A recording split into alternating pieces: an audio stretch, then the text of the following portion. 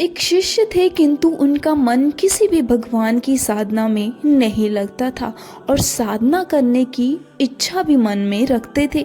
वे गुरु के पास गए और कहा, गुरुदेव, मन लगता ही नहीं है और साधना करने का मन भी हो रहा है। कोई ऐसी साधना बताएं जो मन भी लगे और साधना भी हो जाए। गुरु ने कहा, तुम कल आना। दूसरे दिन वह गुरु के पास पहुंचा तो गुरु ने कहा, सामने रास्ते में कुत्ते के छोटे छोटे बच्चे हैं, उनमें से 2 बच्चे को उठा लाओ और उनकी हफ्ता भर देखभाल करो।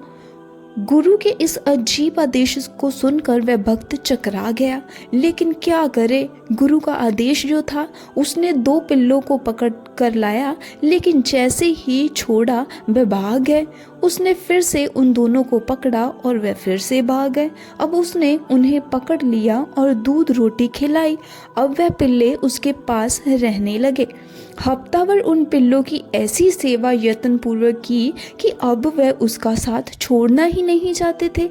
वह जहाँ भी जाता पिल्ले उसके पीछे पीछे भागते। ये देख गुरु ने दूसरा आदेश दिया कि इन पिल्लों को अब भगा दो।